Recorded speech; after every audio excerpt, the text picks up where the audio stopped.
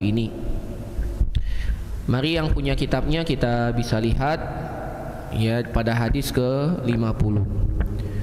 Penulis membawakan judul La tusafiri bi ghairi mahramin walau ila baitil haram.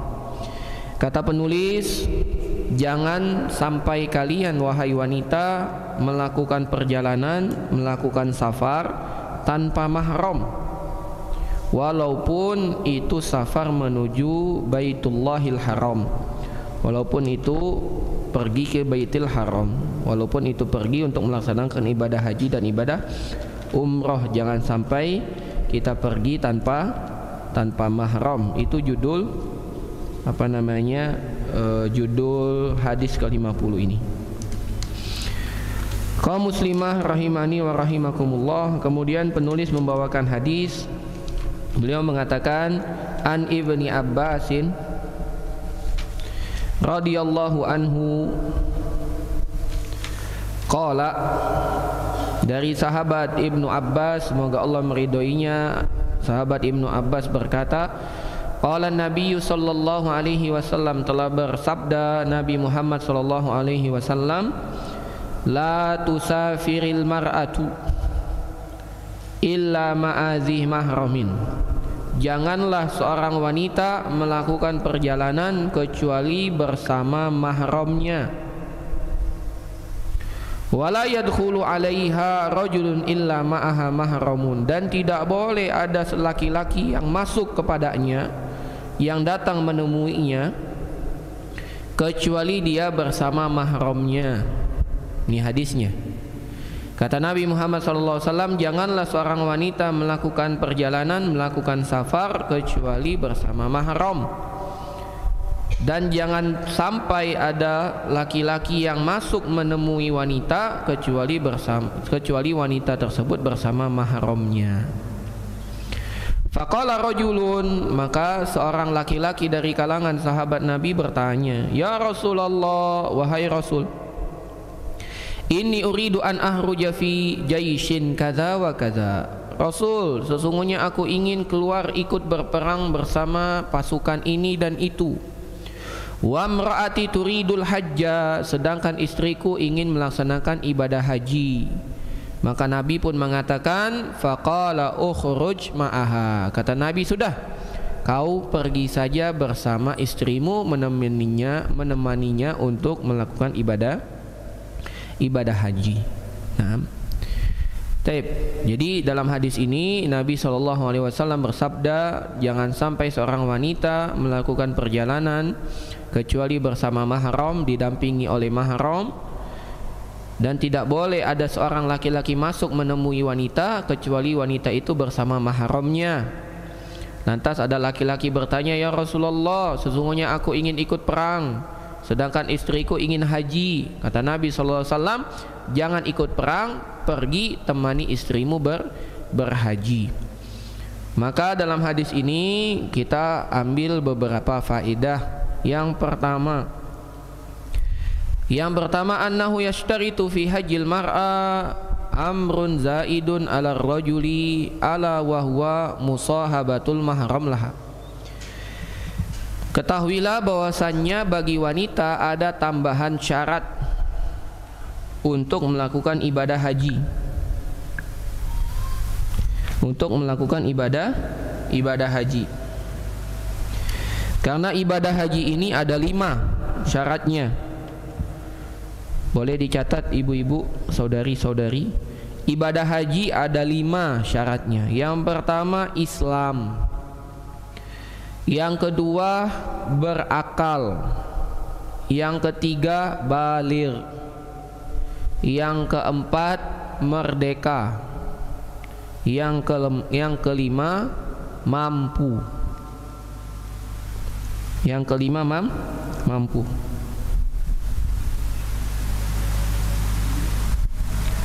Yang pertama apa tadi, Bu?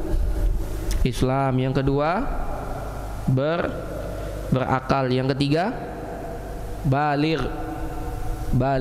Yang keempat merdeka. Merdeka artinya dia bukan budak. Yang kelima Mampu di sini baik dari segi fisik maupun dari segi harta. Baik dari segi fisik maupun harta. Dan para ulama telah bersepakat kalau ada orang yang mampu dari segi harta namun fisiknya sudah tidak mampu, maka dia tidak wajib haji. Ini 5 syaratnya. Nah, khusus wanita ada tambahan satu syarat, yaitu didampingi oleh mahram. Yaitu didampingi oleh mahram. Mahram itu siapa? Nah, mahram itu adalah orang-orang yang tidak boleh kita menikah dengannya. Berarti suami kita juga bukan mahram. Betul, suami tidak boleh mahram, bukan mahram. Tapi dalam perjalanan suami menggantikan posisi mahram. Jadi seorang wanita boleh, bahkan harus didampingi oleh suaminya saat dia melakukan perjalanan. Kalau suaminya tidak mampu, maka diwakilkan oleh mahramnya. Siapa mahramnya? Yang pertama bapaknya dan ke atas, bapak dan ke atas. Kalau ada bapak, kalau enggak bapak siapa? Kakek. Kalau enggak kakek, kakeknya kakek. Kalau enggak ada kakeknya kakek, kakeknya kakek, gitu kan. Yang kedua anak. Yang kedua anak atau ke bawah. Anaknya, anak-anaknya atau anak-anak-anaknya. Nah, itu ke bawah, itu mahram. Atau ke samping, yaitu apa?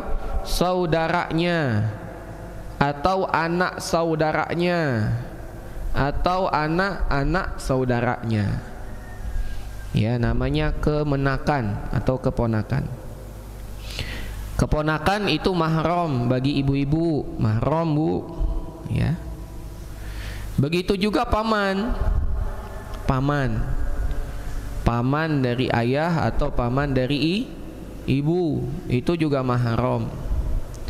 Nah, cuman yang harus hati-hati, suami bibi itu kita sebut sebagai paman, itu bukan paman, itu namanya suami bibi.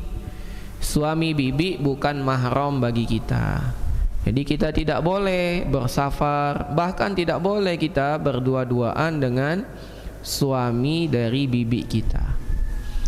Bahkan suami dari saudari kita tidak boleh. Ya. Suami dari saudari boleh enggak? Tidak boleh. Suami dari keponakan perempuan kita tidak boleh juga, karena dia bukan mahram, ya. Ini beberapa pembahasan tentang mahram. Jadi adab safar bagi wanita adalah hendaklah dia ditemani oleh mahram. Termasuk dalam perkara haji atau umroh, maka ada tambahan syarat yang keenam, yaitu ditemani oleh mahram, baik itu suami atau mahram yang tadi kita telah sebutkan. Nah, dan ini merupakan mazhab atau pendapat dari mazhab Hanifiyah, Abu Hanifah, dan Hanabila, yaitu Hambali. Jadi mazhab Hambali dan mazhab Abu Hanifah itu mengatakan tidak wajib haji atau umroh kalau dia tidak memiliki mahram yang menemani. Tidak memiliki mahram yang menemani.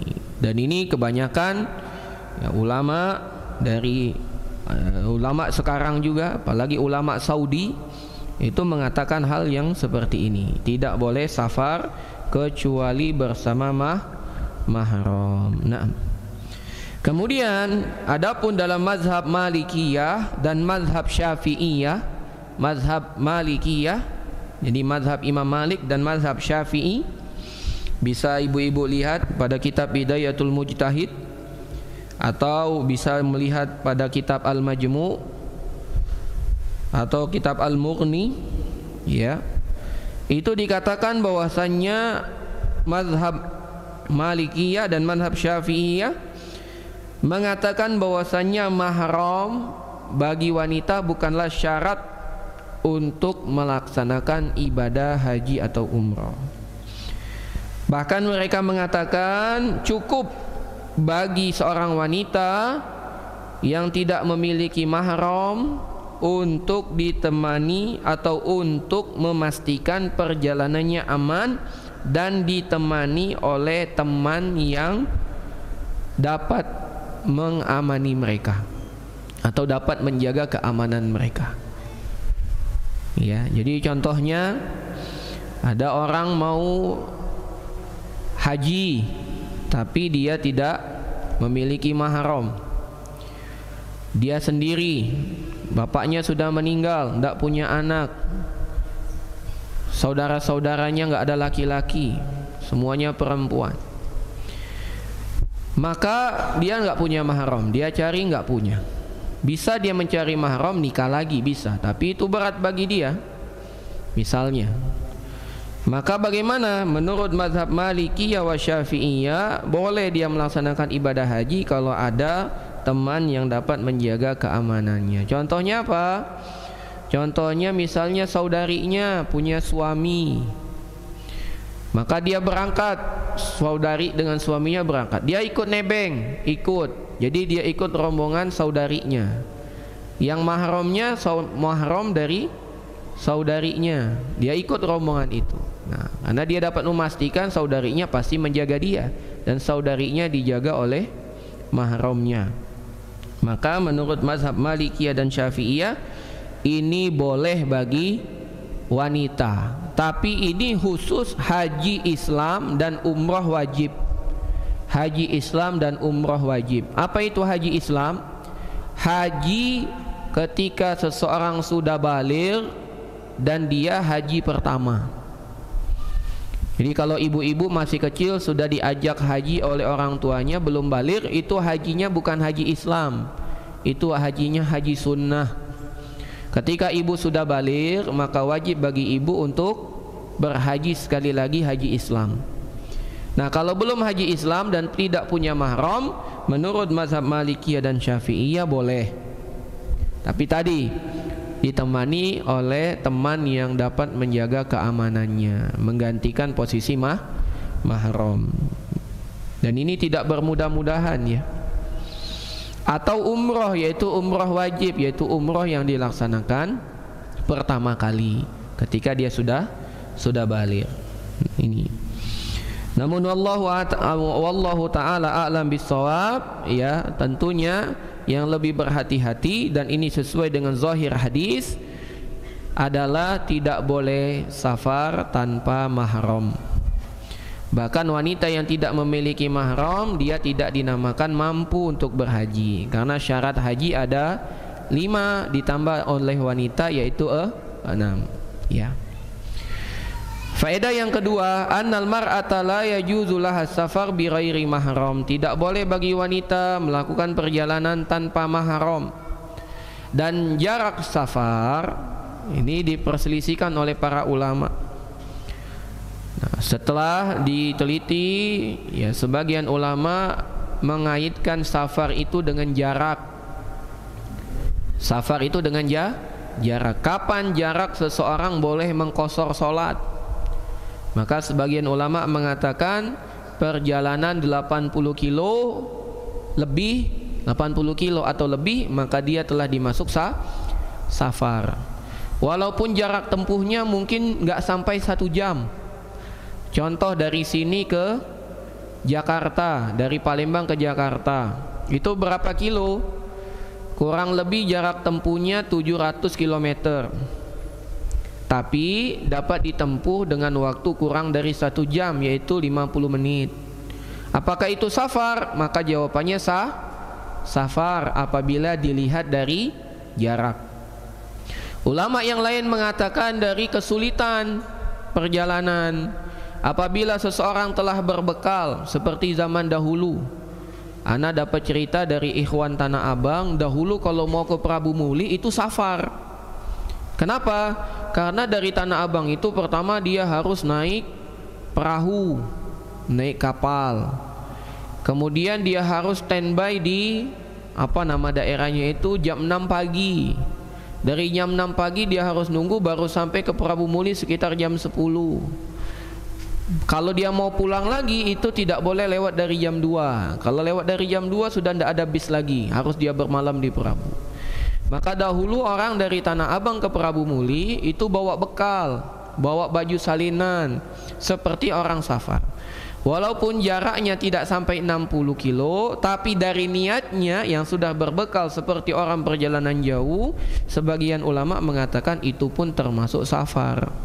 Dilihat dari kesulitannya. Dilihat dari kesulitannya. Wallahu alam bissawab. Ya, intinya seorang wanita tidak boleh menganggap bermudah-mudahan untuk safar. Ya, kalau dia tidak ada keperluan untuk bersafar, jangan safar. Karena hukum asal seorang wanita itu diamnya di rumah.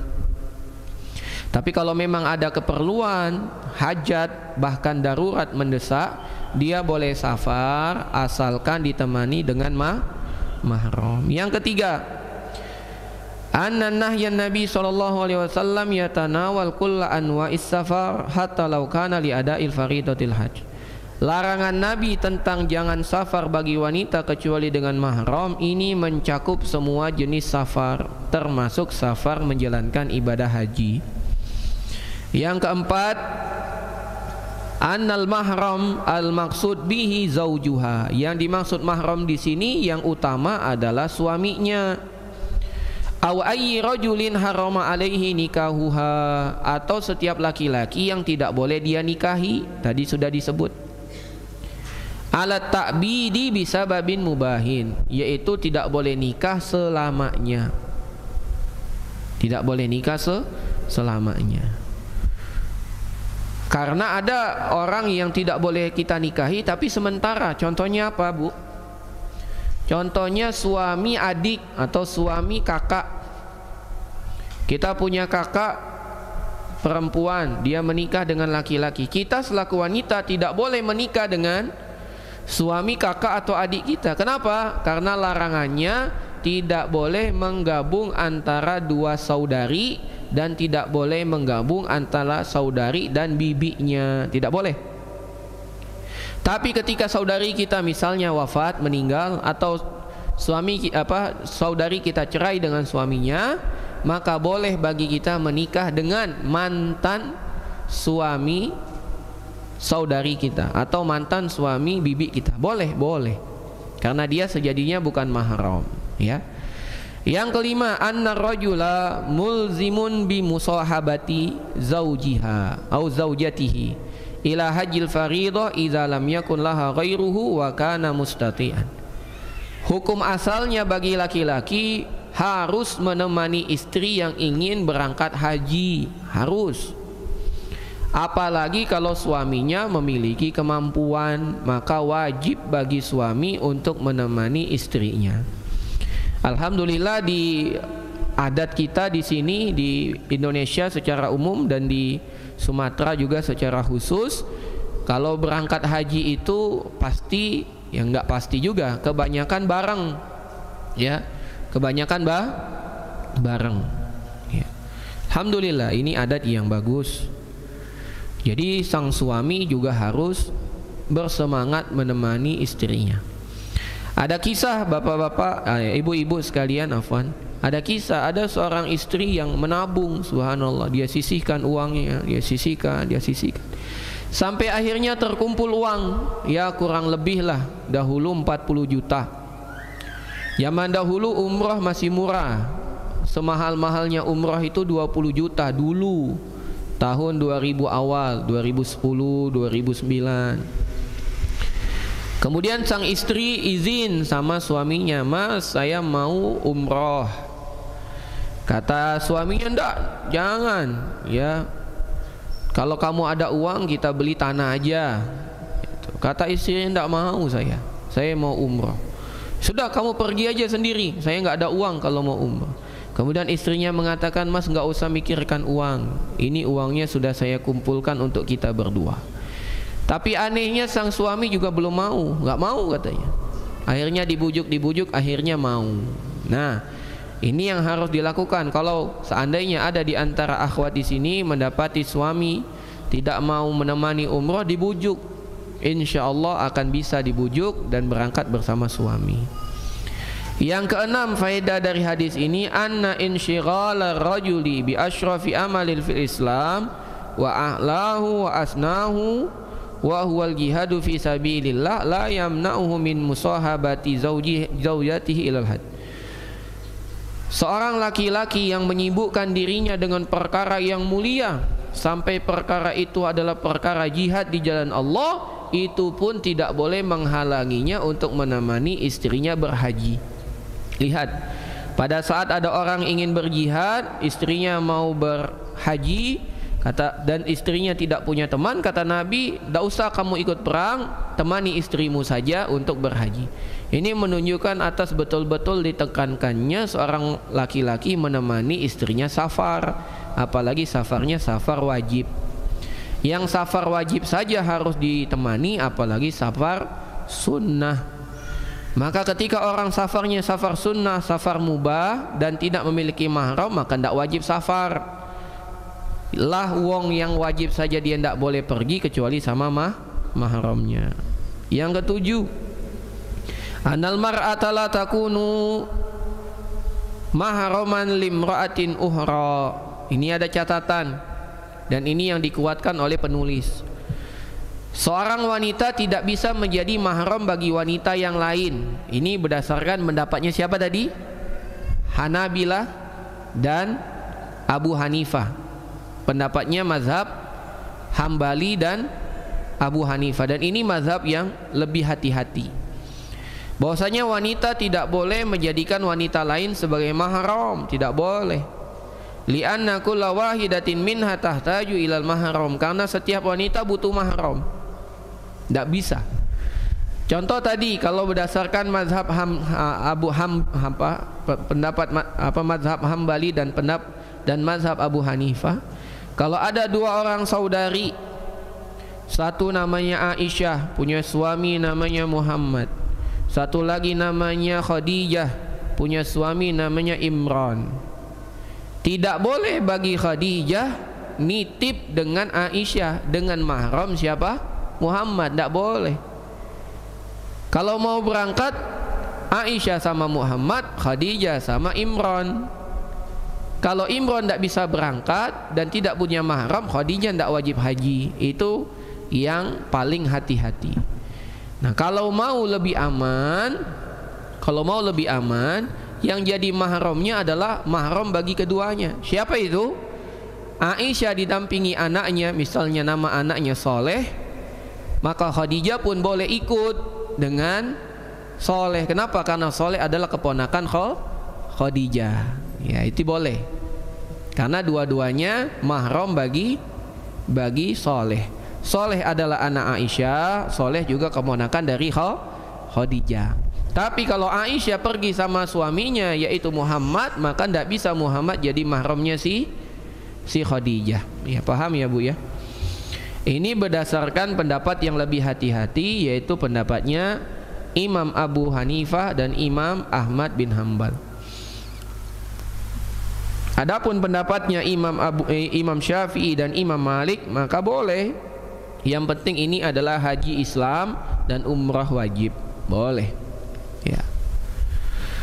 Faedah yang ke-8, annal hajja la yalzimu al-mar'a idza lam tajidil mahram.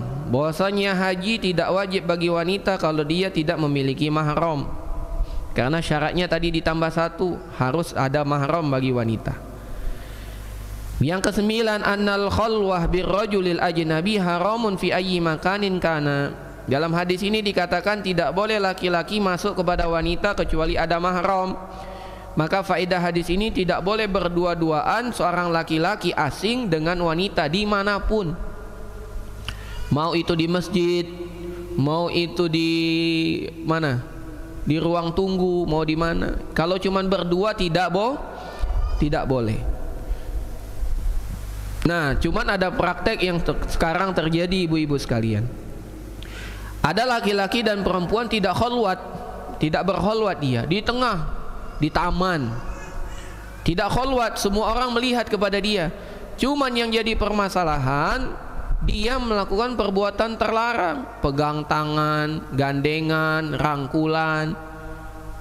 Dan na'udzubillahi min zalik, tidak ada yang mengingkari. Ya, kan kita lihat ya sekarang bapak-bapak, ibu-ibu, ya bapak-bapak yang ada di situ seakan-akan tidak punya keberanian, walaupun hanya sekedar menegur, menegur, padahal tidak masalah menegur. Ya, kalau kita lihat di taman misalnya ada pemuda-pemudi yang kita ya persangkakan itu bukan suami istri, karena ini ada ada indikatornya, Bu. Biasanya kalau pasangan yang sah, pasangan yang halal, itu mereka tidak mau tebar kemesraan di depan umum. Cobalah, malu mereka, izin. Tapi kalau pasangan yang haram, pasangan yang tidak halal, ya mereka harus di luar. Kenapa? Karena dia tidak punya tempat untuk melampiaskannya kecuali di tempat umum tersebut.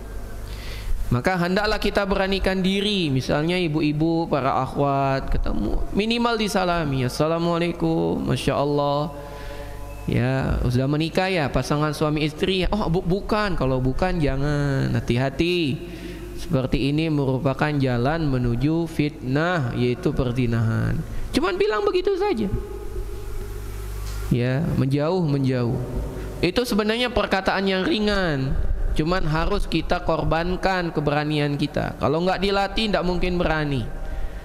Ya, ini harus kita latih, bapak-bapak, ibu-ibu ya. Ibu-ibu kalau bisa sampaikan. Kalau enggak, kalau lagi jalan sama suaminya, bisikan suaminya. Mas, itu sepertinya bukan suami istri. Coba kita tegur, coba kita sapa.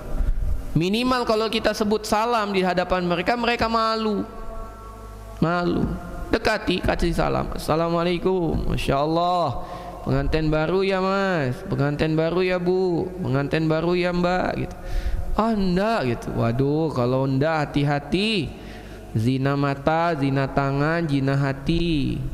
Lebih baik segera menikah. Kalau enggak, jangan pegangan, jauh gitu. Itu insya Allah mereka enggak akan marah. Cuman kitanya saja yang ketakutan dahulu. Nah, ketakutan itu merupakan bisikan setan, harus dilawan. Yang ke-10, an-dukhula 'alal mar'ati bi ghairi mahramin la yajuz. La fid dirasati wala fil a'mali wala fi ghairi dzalik. Tidak boleh bagi laki-laki masuk kepada wanita yang bukan mahram, baik itu dalam urusan pendidikan atau urusan pekerjaan atau urusan yang lain. Tidak boleh. Ini banyak terjadi. Ini ada kisah juga dulu ya.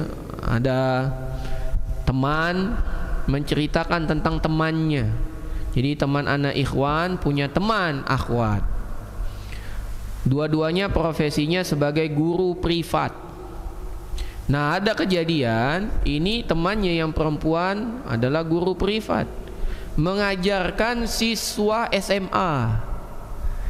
Dan belajarnya adalah di dalam kamar. Kamar siapa? Kamar siswa tersebut. Boleh enggak, Bu? Tidak boleh. Kenapa? Karena siswa SMA ini sudah baligh belum? Sudah baligh. Mayoritas anak SMA sudah baligh. Sedangkan dia adalah wanita asing, bukan mahram. Masuk ke kamar akhwat, masuk ke kamar siswa tersebut, masuk ke kamar anak SMA tersebut. Nah, ini bagaikan ya masuk ke kandang harimau. Ya, alhamdulillah harimaunya belum ganas karena dipelihara ya. Kalau harimaunya ganas sudah diterkam. Ya. Nah, ini harus hati-hati. Ini harus hati-hati, itu tidak boleh, walaupun dengan alasan privat tidak boleh ya. Tidak boh. Begitu juga ikhwan, ibu-ibu misalnya dengan alasan ingin belajar tahsin Al-Quran, mengundang seorang ustadz. Akhirnya ibu datangkan ustadz ke rumah. Ternyata di rumah tidak ada orang, cuman ibu sendiri. Ustadznya masuk ke dalam rumah, tidak boleh, haram. Kecuali ibu ada mahramnya. Ibu ditemani oleh suami, oleh anak yang dewasa, Bu ya, yang sudah baligh. Kalau anak-anak kecil nggak ngerti dia, ya, nanti dikiranya yang ngajar guru ngaji itu bapaknya, bukan, ya. Jadi harus yang baligh, yang sudah paham, ya. Jadi tidak boleh walaupun dengan alasan tahsin. Ya, betapa banyak alasan-alasan syariat tapi digunakan untuk perbuatan maksiat. Contoh lain, ini sering dicontohkan oleh ustadz, pulang pengajian, pulang takdik akbar. Pulang takdik akbar, jalanan hujan, ada ikhwan bawa mobil, melihat akhwat sendiri kehujanan berteduh di halte. Maka niat baik pun muncul, subhanallah, ini pasti akhwat yang tadi ikut kajian kehujanan. Kasihan, ya, nanti dia diganggu oleh orang-orang jahat di halte bus sendiri.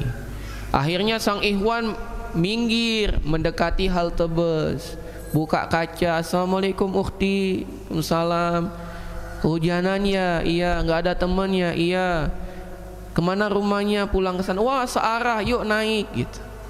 Masuklah akhwat itu ke mobil, tidak ada mahramnya. Kata Nabi SAW, la yakhluwanna rajulun bimra'atin illa ma'adhi mahramin fa inna salisuhuma syaitan. Jangan sampai ada dua orang laki-laki perempuan yang bukan mahram berdua-duaan tanpa mahram, karena yang ketiga adalah siapa, Bu? Adalah syaitan. Walaupun alasannya apa? Wa ta'awanu 'alal birri wat taqwa, membantu saudari muslimah yang pulang takblik akbar untuk pulang ke rumahnya karena kehujanan. Niatnya baik tapi prakteknya salah, maka terjatuh dalam dosa dan maksiat. Ya, awalnya memang tidak ada masalah, akhirnya ya cari tahu, cari di sosmed, ketemu Instagram, dapat DM-nya, tukar nomor HP, teleponan, janjian, subhanallah. Maka terjadilah perbuatan-perbuatan maksiat. Maka jangan dimulai. Yang ketiga, yang ke-11 afwan. Annal mar'ata 'alaiha an tataharra fi ikhtiyari ayyi amalin laha bihaitsu la yu'aridun nusus syar'iyyah. Wajib bagi seorang wanita untuk memilih pekerjaan yang tidak bertentangan dengan nas syariat. Penting ini bagi wanita untuk memilih pekerjaan yang tidak bertentangan dengan dalil syariat. Apa contohnya? Contohnya adalah jangan sampai dia bekerja cuma dua-duaan saja dengan ikhwan. Ya, pilihlah. Ini juga hati-hati, banyak terjadi tanpa disadari. Walaupun di instansi Islam, contoh di sekolah Islam misalnya, kepala sekolahnya ikhwan, wali kelasnya akhwat, rapat kenaikan kelas. Ternyata yang ada kepala sekolah dengan wali kelas 4 SD, yang lain nggak datang. Akhirnya berdua-duaan satu ruangan tanpa hijab. Tidak boleh, haram. Tidak boleh, hati-hati. Ya, bila perlu, kalau seandainya kepala sekolahnya belum paham, kita jangan masuk. Mohon maaf Pak, nggak ada temannya, saya nggak mau masuk. Gitu, ya. Kalau dipilih, atau juga pilih pekerjaan yang tidak mewajibkan kita perjalanan. Banyak sekarang para wanita melakukan perjalanan dan sulit untuk membawa mahram. Perjalanan dinas, dianya kerjanya di misalnya Palembang, dapat tugas ke Gorontalo dari kantornya. Ketika ngajukan surat perjalanan dinas, menyertakan suami, sama atasannya ditanya, ini apa-apaan ada suami? Memang negara mau bayarin suamimu gitu. Ya ini aturan Islamnya. Oh enggak boleh. Nah kalau enggak boleh, maka minta kepada atasannya, jangan tugaskan saya, karena saya tahu tidak boleh bagi wanita untuk safar. Jangankan untuk ke Gorontalo, ke Mekah Al-Mukarramah pun tidak boleh kalau tidak ada mahram. Nah, dan kewajiban bagi wanita untuk betul-betul dipahami, bekerja bagi wanita untuk menafkahi keluarga itu bukan kewajiban dan juga bukan sunnah. Mencari nafkah bagi perempuan itu bukan wajib, bukan juga sunnah. Hukumnya paling tinggi mubah, boleh. Maka jangan pernah kita melakukan perbuatan seakan-akan ini kewajiban, padahal itu bukan kewajiban. Mencari nafkah bagi perempuan itu bukan kewajiban, bukan juga sunnah. Dia adalah perkara yang mubah. Maka saat perkara yang mubah bertentangan dengan dalil-dalil, maka yang mubah ini tidak bisa dilaksanakan, gitu ya. Jadi hendaklah bagi wanita yang bekerja melihat aturan-aturan syariat. Andai dia tidak bekerja, dia tidak berdosa. Yang berdosa suaminya. Ustaz, tapi suami saya sudah meninggal. Maka seharusnya yang membiayai orang tuanya. Orang tua saya sudah meninggal, maka yang membiayai saudaranya. Saudara saya sudah meninggal, yang seharusnya membiayainya adalah negara, Baitul Mal. Dan alhamdulillah di negara kita juga sudah ada namanya dinas sosial. Gitu. Cuman kita saja yang mungkin kurang memahami. Jadi tidak ada kewajiban bagi wanita untuk mencari nafkah. Tidak ada kewajiban sama sekali. Wanita sejak dia lahir ke dunia ditanggung oleh orang tuanya, ketika dia menikah ditanggung oleh suaminya. Kalau suaminya meninggal atau bercerai, kembali lagi ke orang tuanya. Kalau tidak ada orang tuanya, maka kembali ke saudaranya yang laki-laki. 12. Anna min aswa'il a'malin nisa yaum ma adda ila khulwati birrajuli fi ghalibi awqatil amal. Perkara yang paling jelek yang terjadi pada masa sekarang, kata penulis, adalah seorang wanita bekerja yang mengharuskan dia berkholwat dengan laki-laki. Kasekretariah, seperti sekretaris, ya. Coba perhatikan, kebanyakan sekretaris itu laki atau perempuan? Perempuan. Bosnya laki perempuan?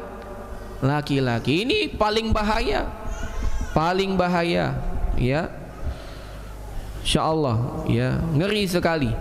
Anak pernah mendapatkan anekdot dari beberapa rekan itu, ya. Itu mengerikan. Sekretaris itu mengingatkan kepada bosnya, "Bos, sudah pagi," gitu. Subhanallah. Ini sangat mengerikan. Ini ucapan canda, tapi kalau kita pahami maknanya, ini perzinahan. Bos, bangun, sudah apa? Sudah pagi, subhanallah. Ya, ini terjadi. Nah, alhamdulillah anak pernah bekerja di satu tempat, itu sekretarisnya laki-laki, ya. Nah, jadi bapak sekretaris itu ada tuh, alhamdulillah. Ya. Semoga Allah menjaga beliau. 13. Annal hajata ilal mali la tubarriru iftihamu ma haramallahu alal mar'ah.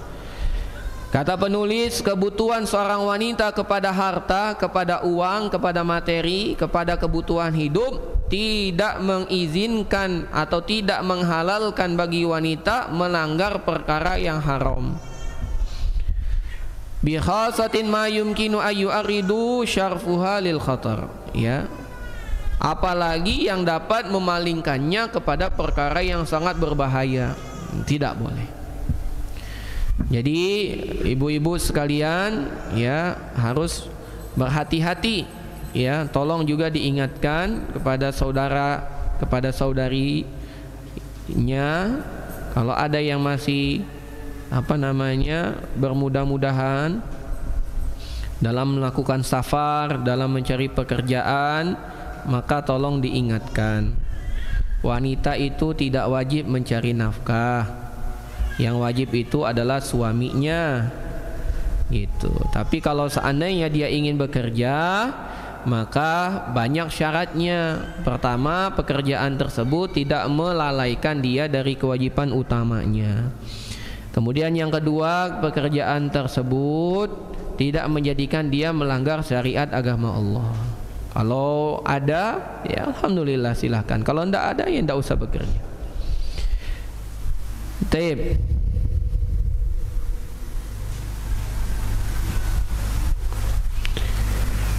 Inilah hadis ke-50. Sekarang kita masuk ke hadis ke-51. Penulis mengatakan, ra'al islamu fi tashri'atihi kulli au kulla khasaisiki wahtiyajatiki fala tabhasi anha inda ghairihi. Kata penulis, sesungguhnya agama Islam dalam menetapkan syariat-syariatnya telah memperhatikan kekhususan para perempuan dan kebutuhan para perempuan. Maka hendaklah para perempuan tidak mencari syariat agama lain. Agama Islam inilah yang sejati memuliakan orang wanita. Agama lain mah tidak sedetail agama Islam yang mengatur masalah perempuan. Jadi adapun seruan emansipasi wanita atau kesetaraan gender itu sejatinya merendahkan wanita. Ibu mau sudah diangkat tinggi oleh Islam, diturunkan sejajar dengan laki-laki. Kalau saya tidak mau. Dalam Islam wanita tidak perlu bekerja, tidak wajib bekerja, sunnah pun tidak, hanya boleh. Iya. Memang beberapa bidang pekerjaan itu disunnahkan, seperti dokter. Itu disunnahkan bagi wanita belajar dan bekerja sebagai dokter. Kenapa? Karena banyak hal yang memang bisa dilakukan oleh wanita. Contoh, menjadi bidan, menjadi perawat, mencari dokter. Ya, kalau ada seorang wanita yang sakit, yang ngurusnya dokter wanita, bagus. Ada yang melahirkan, yang nerima dokter wanita, bagus. Ya. Tapi secara umum wanita tidak wajib bekerja, bahkan tidak sunnah, hanya beberapa saja. Ya, beberapa profesi saja yang dianjurkan. Salah satunya masalah pendidikan sebagai guru, kemudian masalah kedokteran sebagai menjadi kesehatan. Selain daripada itu, ya sedikit sekali yang diizinkan. Nah, kita baca hadis berikutnya, hadis ke-51, an Aisyah radhiyallahu anha, dari istri Nabi Aisyah, semoga Allah meridhoinya. Qalat, Aisyah berkata, kunna nahruju ma'an Nabi sallallahu alaihi wasallam. Kata Aisyah, dahulu kami pergi bersama Nabi Muhammad sallallahu alaihi wasallam ila Makkah, ke kota Mekah. Fanudamminu jibahana bisuki al-mutayyibi indal ihram. Maka kami pun membalut kening kami dengan minyak wangi ketika berihram. Jadi membalut kening kami dengan minyak wangi ketika berihram. Fa iza araqat ihdana sala ala wajhiha. Maka apabila salah seorang di antara kami berkeringat, maka mengalir ke wajahnya. Fayarahu Nabi sallallahu alaihi wasallam fala yanhaha. Kemudian Nabi melihat hal demikian dan beliau tidak melarang kami. Baik. Jadi di hadis ini kata Aisyah Ummul Mukminin, ketika para wanita berangkat bersama Nabi menuju kota Mekah untuk melaksanakan ibadah haji, maka ketika sampai di Miqat, para wanita menggunakan minyak wangi di kening-kening mereka sebelum diikat dengan himar, sebelum diikat dengan jilbab. Ya, jadi pakai minyak wangi di keningnya. Dan kita tahu perbedaan antara minyak wangi laki-laki dan minyak wangi perempuan. Ada yang tahu, Bu? Kalau minyak wangi laki-laki bagaimana? Ada yang tahu? Minyak wangi laki-laki menyengat wanginya, tercium, tidak ada warnanya. Kalau minyak wangi perempuan berwarna namun tidak menyengat baunya. Itu dahulu. Makanya ketika seorang sahabat bernama Abdurrahman bin Auf, ketika dia sudah hijrah ke kota Madinah, kemudian Abdurrahman bin Auf bekerja di pasar. Tidak lama setelah dia bekerja di pasar, tiba-tiba Abdurrahman bin Auf bertemu dengan Nabi, sedangkan di pakaian Abdurrahman bin Auf ada bekas parfum wanita. Dari mana Nabi tahu parfum wanita? Dari warnanya. Karena warna parfum wanita berbeda dengan warna parfum laki-laki. Wanginya tidak menyengat, warnanya yang tampak.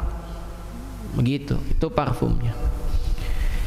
Maka Aisyah mengabarkan bahwasanya ketika ihram mereka menggunakan minyak wangi, dan ini merupakan sunnah ketika berihram, baik laki-laki ataupun perempuan. Barang siapa yang bisa untuk memakai minyak wangi, hendaklah dia memakai minyak wangi sebelum memakai pakaian ihram. Yang dipakai minyak wangi badannya, jangan pakaian ihram. Pakaian ihramnya tidak boleh. Kalau dia pakaikan minyak wangi nanti dia kena dam, harus bayar dam hukuman. Jadi ketika ihram disunnahkan mandi, habis itu menggunakan minyak wangi. Bukan di pakaiannya, namun di badannya. Nah, ini yang dilakukan oleh Aisyah Ummul Mukminin, ditaruh di keningnya. Kemudian ketika beliau berjalan karena berkeringat, ini menunjukkan bahwasanya ibadah haji itu berat, ibu-ibu. Harus berkeringat. Bagaimana tak berkeringat? Jalan kaki, tawaf 7 putaran, sa'i 7 putaran, wukuf di Arafah, jalan ke Musdalifah, jalan ke Mina. Subhanallah, itu luar biasa pengorbanan. Makanya Nabi mengatakan al-hajjul mabrur laisa lahul jazaa'u illal jannah. Haji yang mabrur, haji yang diterima oleh Allah, tidak ada balasannya kecuali surga. Kita memohon kepada Allah semoga Allah mudahkan langkah kita dan niat baik kita sehingga kita dapat melaksanakan ibadah haji. Amin ya rabbal alamin. Ya. Jadi ketika itu dia pakai parfum, ketika berkeringat parfumnya tadi mengalir di wajahnya. Nah, coba lihat, kalau seandainya parfumnya nggak ada warna, nggak kelihatan mengalir, itu parfum atau keringat. Tapi karena memang parfum wanita itu ada warnanya, ketika berkeringat maka warnanya turun ke wajah. Nabi melihat wajah istrinya. Dan memang inilah yang diajarkan, disyariatkan saat berhaji. Saat seseorang berihram untuk haji atau umroh, maka seorang wanita dilarang untuk memakai penutup wajah atau cadar dan dilarang menggunakan kaos tangan. Jadi ketika haji, ketika ihram haji atau umroh, tidak boleh wanita menutup wajah, tidak boleh menutup tangan. Jadi harus dibuka. Disinilah Syekh Muhammad Nasiruddin Al-Albani menguatkan bahwasannya aurat wanita seluruh tubuh kecuali muka dan telapak tangan. Dibuktikan bahwasannya ketika orang haji dan umroh, muka dan telapak tangannya harus dibuka. Kalau seandainya ini merupakan aurat, tidak mungkin Allah Rasul mengharuskan untuk membuka wajah dan telapak tangan. Namun ini menunjukkan bahwasanya muka dan telapak tangan bukanlah aurat. Namun semua ulama sepakat bahwasanya menutup wajah cadar, menutup tangan yaitu dengan kaos tangan, itu merupakan perkara yang mulia, perkara yang afdol, perkara yang utama. Makanya Syekh Muhammad Nasiruddin Al-Albani memiliki 4 orang istri dan memiliki banyak anak wanita. Semua istri dan anak-anak wanita beliau semuanya menggunakan cadar, walaupun beliau menguatkan bahwasanya wajah itu bukan aurat. Jadi jangan sampai salah ibu-ibu sekalian, kita sedang bicara hukum, hukumnya bukan wajib tapi sunnah. Tapi dalam penerapan kalau kita mampu bercadar, tafadhol bercadar, tidak ada yang melarang. Tidak sebagaimana yang dipahami oleh sebagian manusia. Mereka mengatakan tuh ketika haji dan umroh saja tidak boleh nutup muka dan telapak tangan. Memang bercadar itu adat Arab. Nah, ini salah. Nah, ini dia tidak paham atau tidak mampu memahami pembahasan syariat. Wallahu a'lam bishawab. Ada beberapa faedah hadis. Yang pertama, jawazu tatayyibin nisa'i indal ihrami karrijal. Bolehnya wanita menggunakan parfum saat ihram seperti laki-laki. Ai tatyibul badan laisal saub. Yang dimaksud dengan menggunakan parfum pada badan. Aisyah menggunakan parfumnya di jidat, Bu.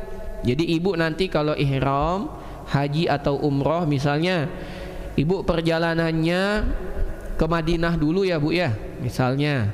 Maka ketika ibu mau umroh atau mau haji, umroh dulu ya.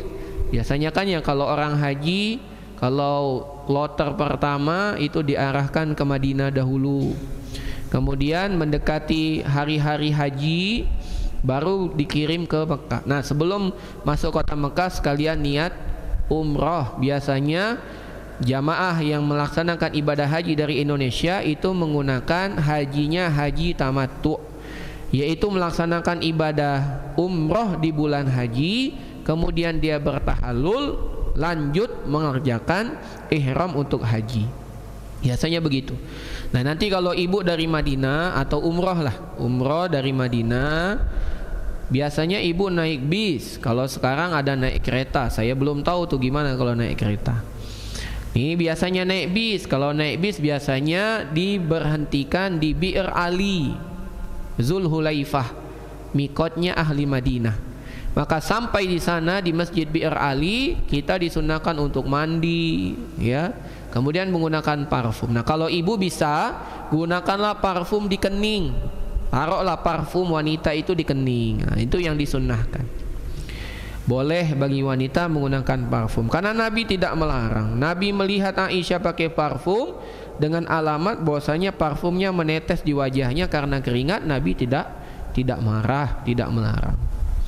Dan yang dipakaikan badan bukan bajunya. Kalau bajunya tidak boleh.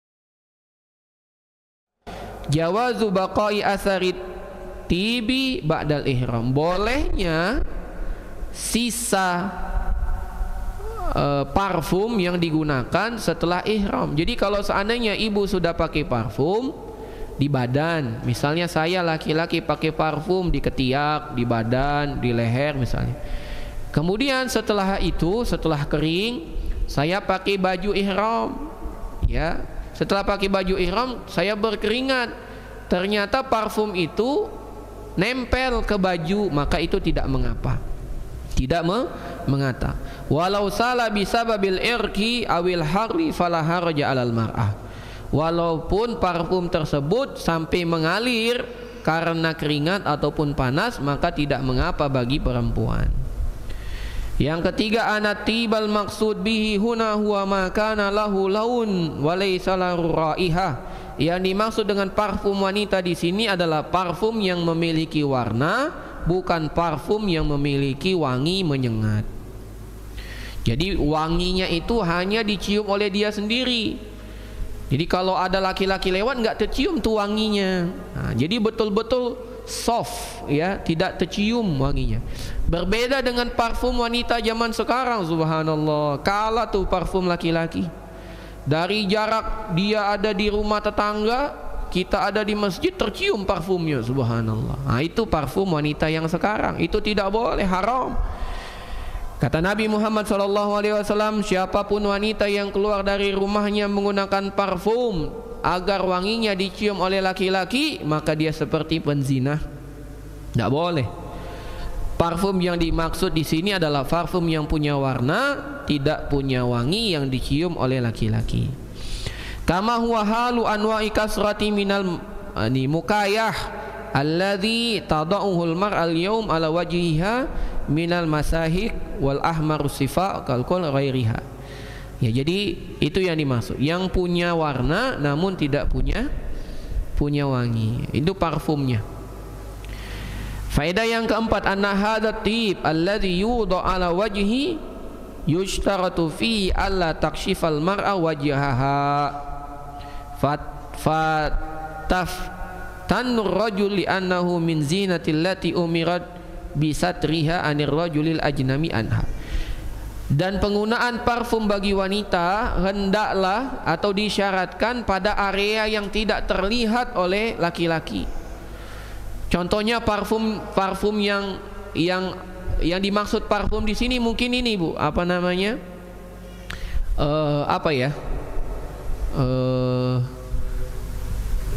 Yang berwarna tidak punya wangi, ya. Mungkin ada parfum yang seperti itu zaman sekarang. Intinya parfum tersebut tidak boleh dipakai sehingga dilihat oleh laki-laki, tidak boleh. Jadi makanya Aisyah menggunakannya di kening. Keningnya ditutup oleh jilbab, maka tidak kelihatan. Jadi enggak ditaruh di tempat yang lain, ditaruh di kening, kemudian keningnya ditutup dengan kain dari himarnya, dari jilbabnya, maka tidak terlihat. Bukan malah seorang wanita menggunakan ya pewarna pipi, pewarna mata, pewarna yang lain, bukan, sehingga menggoda laki-laki yang lain, tidak boleh. Nah, ini yang harus disadarkan kepada sebagian muslimah, bahwasanya bersoleknya wanita itu di depan suami, jangan di depan laki-laki yang lain. Mohon maaf Bu, kejadian zaman sekarang wanita itu bersoleknya ketika kondangan agar dilihat oleh tetamu. Di rumah dia tidak bersolek, ini salah besar. Harusnya dia bersoleknya di rumah dilihat oleh suaminya. Di kondangan tidak perlu dia bersolek, biasa saja ya. Karena yang menafkahinya tamu atau suami? Suami ya. Yang menyayanginya dengan sayang yang sejati tamu atau suami? Suami.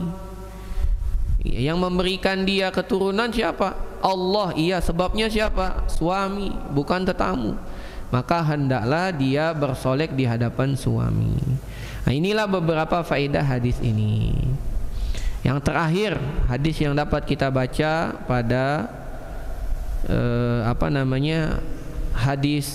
pada siang hari ini, hadis ke-52.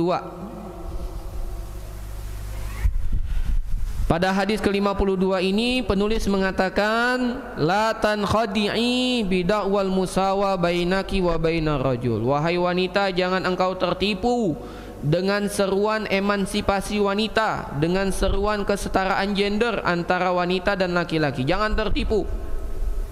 Fa innaha da'wa sadiratun min ahlid dolal. Karena seruan ini berasal dari orang-orang yang sesat, orang-orang yang tidak mengerti agama, bahkan orang-orang yang ingin menyesatkan kita dari agama yang lurus. Ibu-ibu sekalian, para akhwat, para ummahat, sekarang kita hidup di zaman perang pemikiran.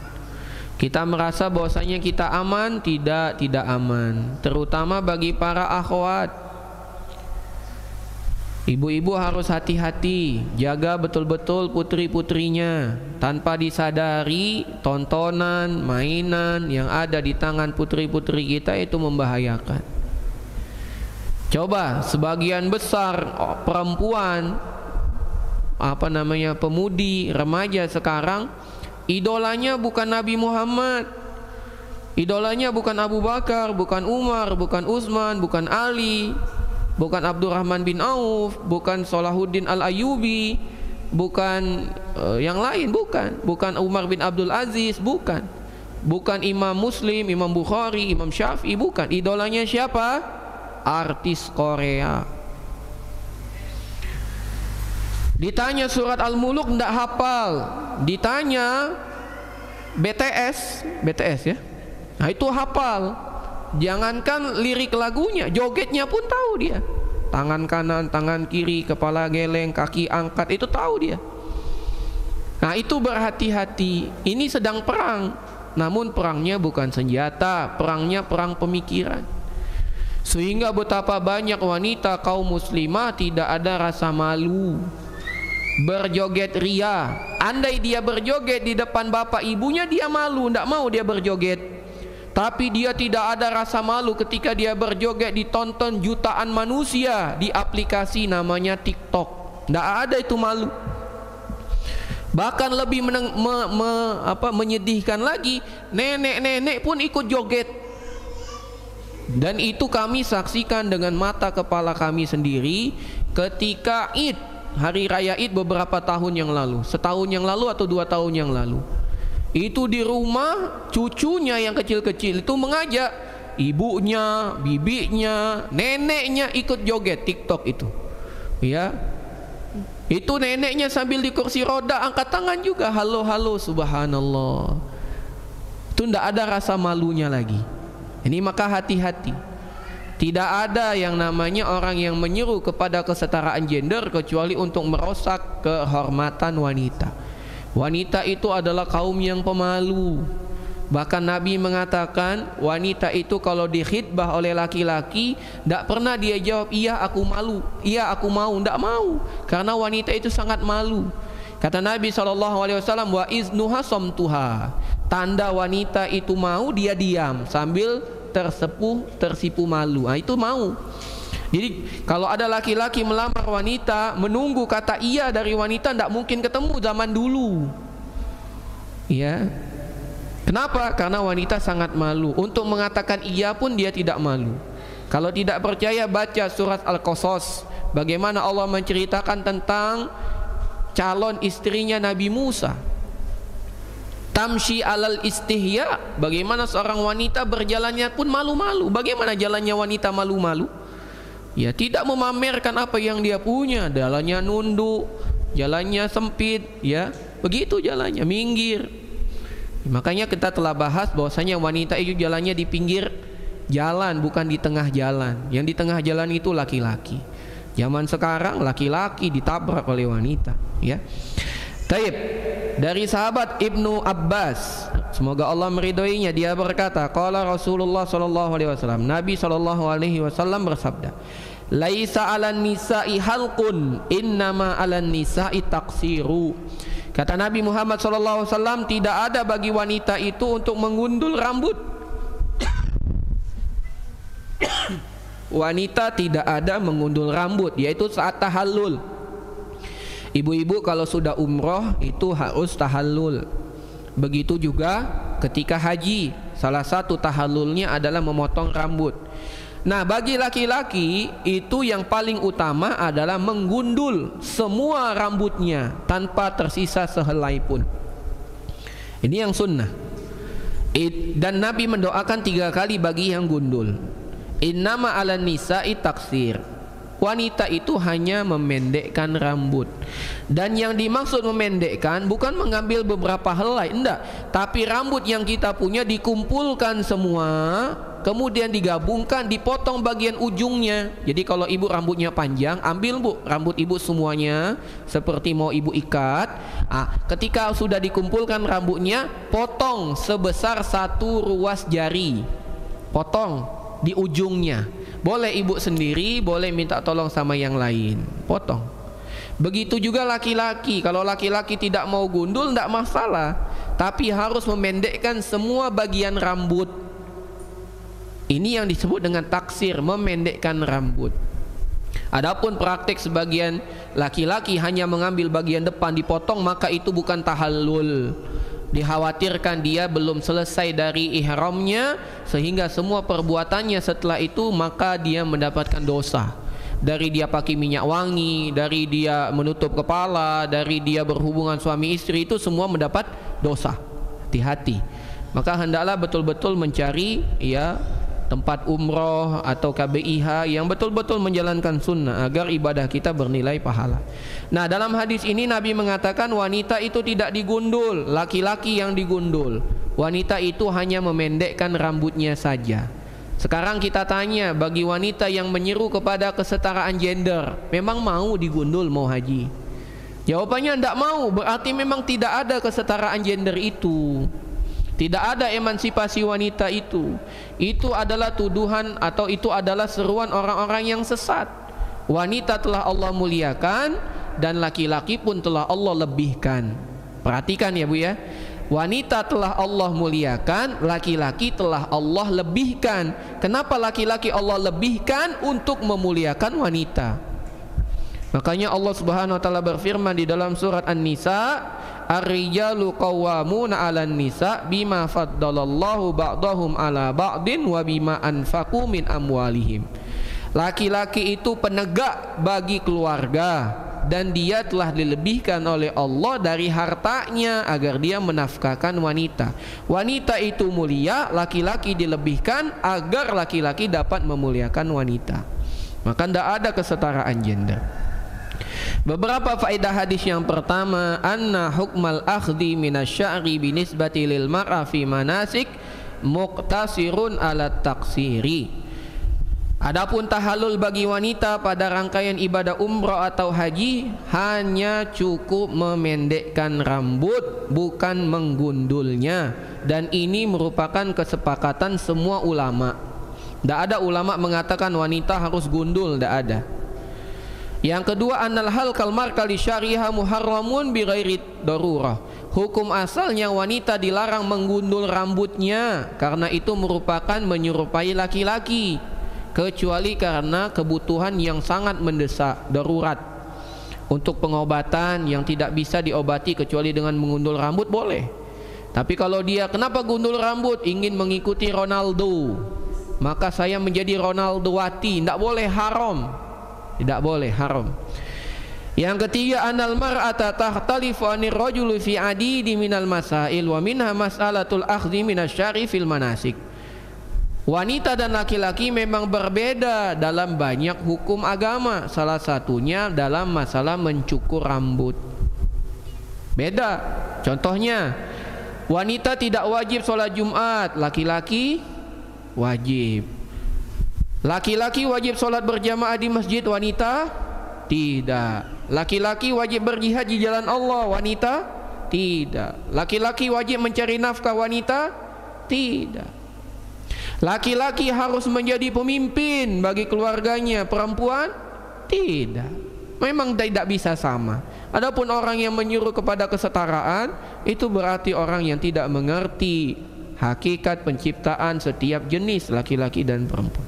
Yang keempat, anna syariat al-islamiyyata ra'at fitratal mar'ah wa'tizaziha bi sya'riha kaunuhu min zinatiha faharamat halquha walam tutalibuha bi aksari min an malati fi akhdhi minhu fin nusuki.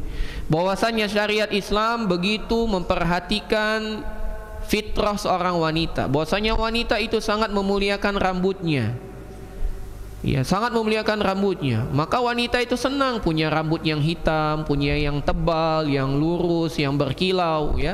Maka itu yang dijual oleh iklan-iklan sampo. Makanya kita ingin, wah, beli sampun A, kenapa berkilau? Ini B berkilau. Ketika kita pakai nggak berkilau-kilau, ya namanya juga iklan. Nah, kita kemakan iklan saja.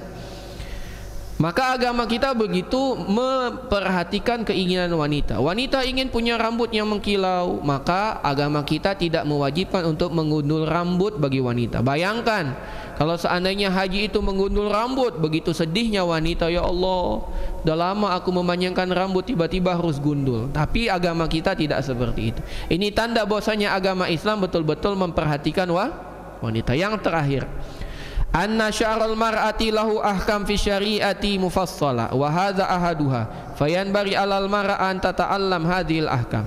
Bahwasanya rambut memiliki hukum pembahasan dalam agama. Salah satunya pembahasan dalam manasik ini.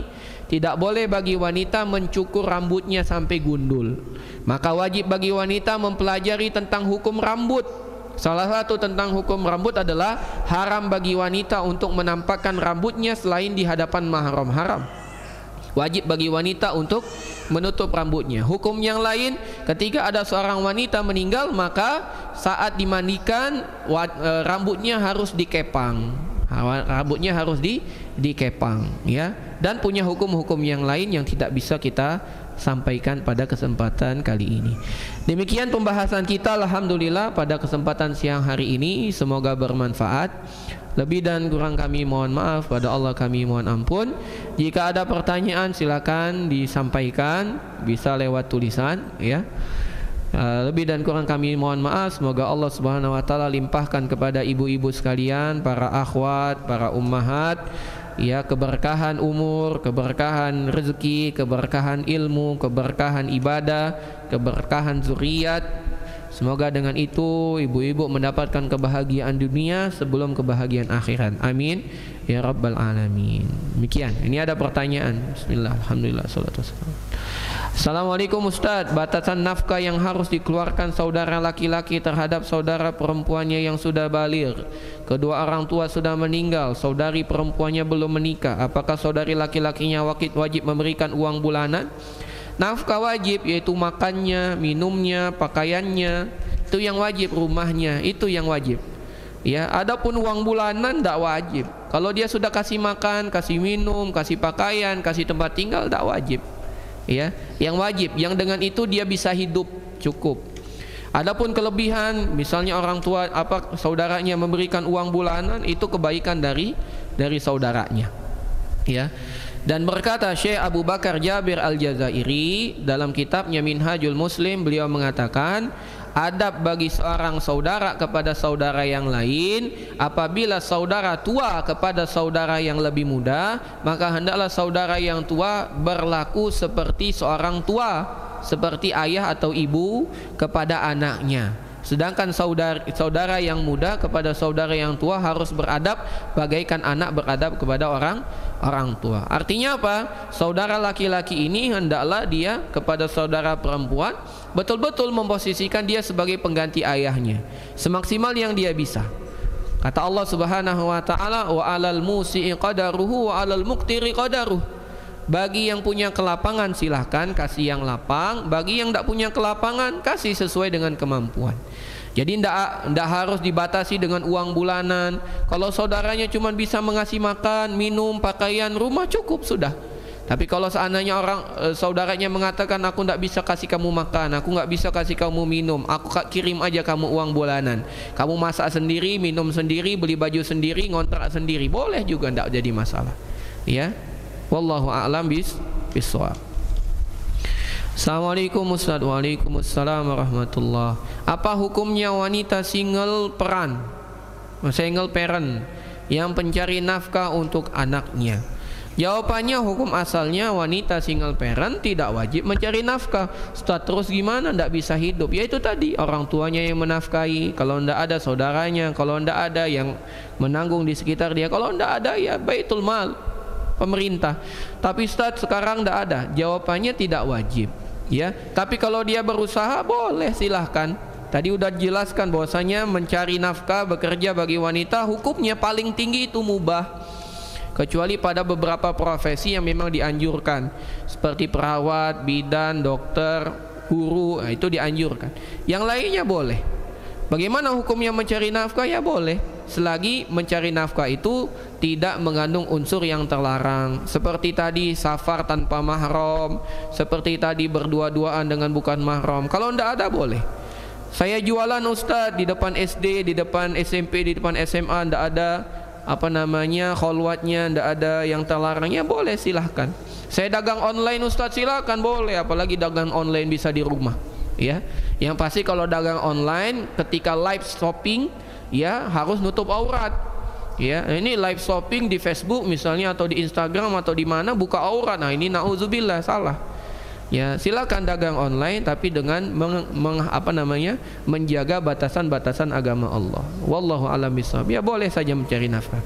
Namun lebih afdol bagi wanita yang single parent untuk mencari pendamping. Sehebat apapun wanita butuh seorang yang dapat mengayominya, yaitu laki-laki. Semoga Allah Subhanahu wa taala memberikan kemudahan bagi saudari-saudari kita. Semoga Allah berikan jodoh yang terbaik untuk saudari-saudari kita yang belum memiliki jodohnya. Wallahu a'lam bishawab. Ada lagi?